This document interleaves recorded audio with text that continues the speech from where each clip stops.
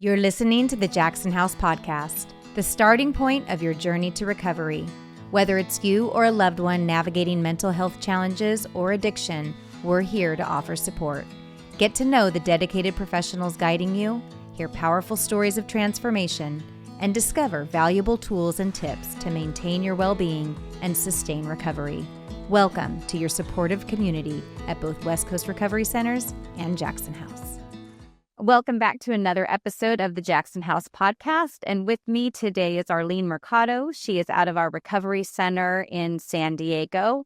Arlene, welcome and thanks for your time today. Maybe you could just introduce yourself and tell us a little bit about what you do at Jackson House. Oh, well, my name's Arlene. I have been here at Jackson House for 2 years. I've experience in quite a bit of the floor. So I've done some PCS work, I've done some counseling, and now I'm a discharge planner. So I actually love this home. It provides a lot of healing and it's very open. And the structure here is soft and kind. And that's a huge difference sometimes in recovery, so between soft and kind. Yeah. Mm-hmm. You had mentioned that one of the things that you love to do most is, when somebody first comes through that door, just to help them in letting go. What do you mean by that? Maybe. Well, the welcoming is like the handshake. Welcome to Jackson House. Bringing them into intake room where it's scary.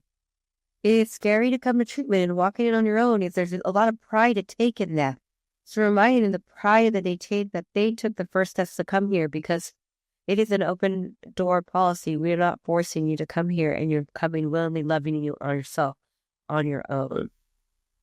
So what I like to do when I do intakes is reminding them that letting all their trauma and or whatever experience with their addiction go here, and exposing it and letting it out is a part of forgiveness, and then just packing all the good things that they're going to get out of all these groups participating, and packing all the good stuff so that when they do live here, they have a good chance.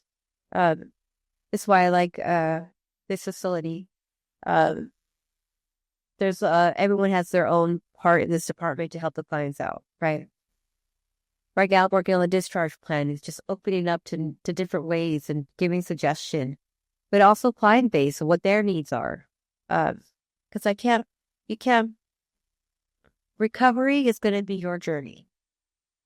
And in finding what journey that you want, is being able to speak up for yourself and let things go and forgiving yourself for one thing at a time. So what we provide here, or at least what I try to provide here, is just compassion, understanding. And it kind of takes a lot of anxiety out of it when you realize that you did it. You did it and you came here and you're loving yourself enough to show up. Yeah. Yeah, that's a great point, because I think a lot of times, like you said, walking in that door, it's scary. And just to know that you're welcome and there's compassion that's waiting on the other side, and that it is a journey. It's not a quick fix. Maybe you can speak to that. Maybe in your experience, working with different clients, or what have you seen set somebody apart for being successful versus maybe not? Successful for me is someone that's advocating for themselves. They know what they want.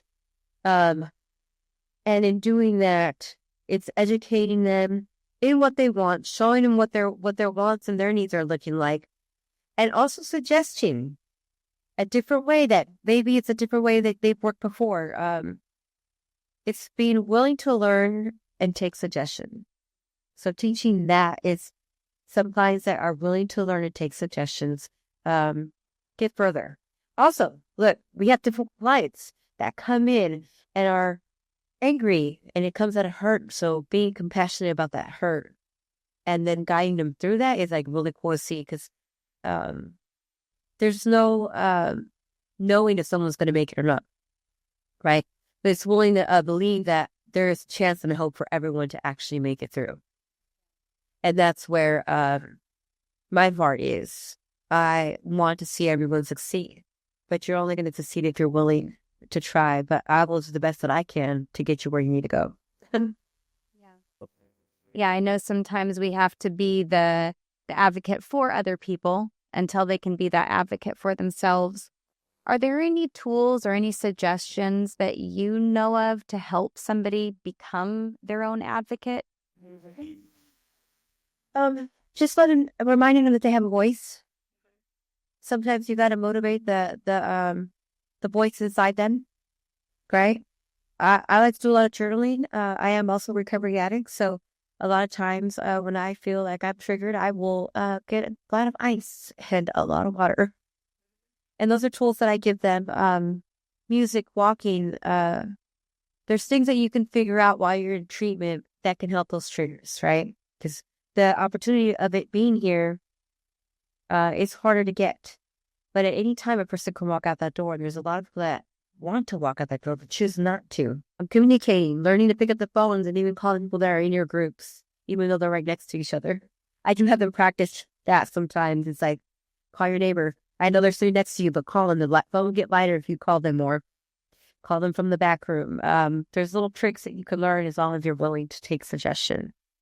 So you just mentioned that you went through recovery yourself. Is there anything personal that you can speak to somebody maybe listening about taking that first step, or if somebody's listening that's gone through recovery before and maybe they've had a setback, any words of wisdom? Affirmations. The affirmations in the mirror. I had to tell myself that I love myself. It took 3 months for me to actually believe it, right? But the consistency of those 3 months, 2 years, 3 years later, I can tell myself and look myself in the mirror, and I don't just love the woman I see in the mirror. I am in love with the woman that I see in the mirror, right? I had to work my steps. I had to work my program. There was times where I wanted to leave. And I was also that client that cried for 14 days. I let it out. So crying is good. It's healthy. It's not a weakness. I thought it was for a while, but it's not. It's my strength. Allowing myself to feel my feelings and knowing that they're valid. And just validating how I feel about little things that I did. The accomplishment of me getting up and going to a group. The accomplishment of me being able to cook a dinner for the clients that were there in the facility. It's just honoring everything that you do. The little things turn into big things. Right. Yep. Absolutely right.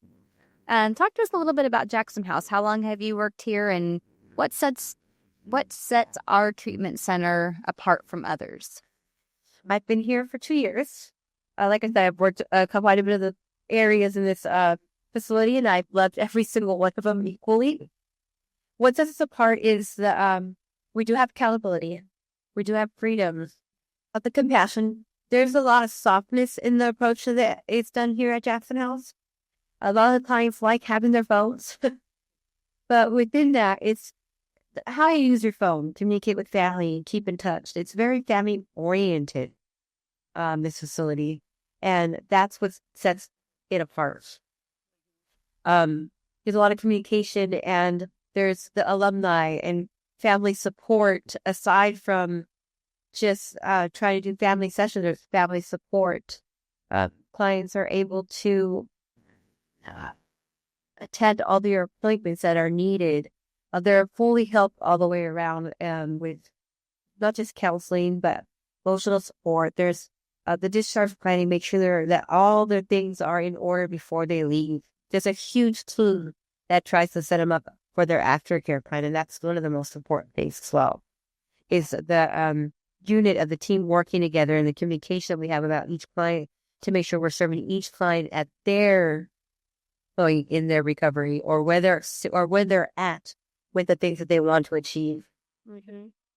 Yeah, that's kind of the common things that I've heard too, is that it does feel like a family if you allow it to, right? You participate and you connect with people.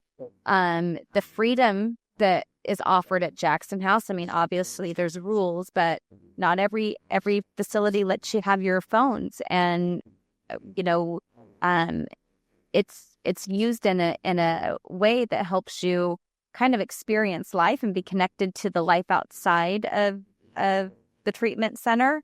And it also you have support there to kind of navigate your responses or things that might trigger you, so that, you're in a supportive environment while you're still kind of have your foot in the outside world as well. But it's important, I think, for people to know it's not a locked facility. I know at your place they have an outdoor area and there's food and games and there's just a lot of freedom. Activities. Yeah, there's activities that go with it. And that sets a tone of like not being grooving all day, but each activity has a purpose. So there's activities where I'll take you guys to the park and we're throwing a ball, and that ball has a lot of therapy in it, right? It's a volleyball. There's questions to ask when you get to leave the house and have that little walk and kind of like think about the situations that you want to talk about. And it's a little bit of freedom. There's music groups. There's Jenga, which is my favorite group.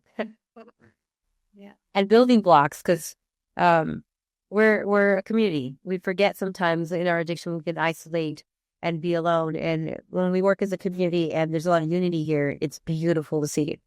Yeah, a lot of changes happen.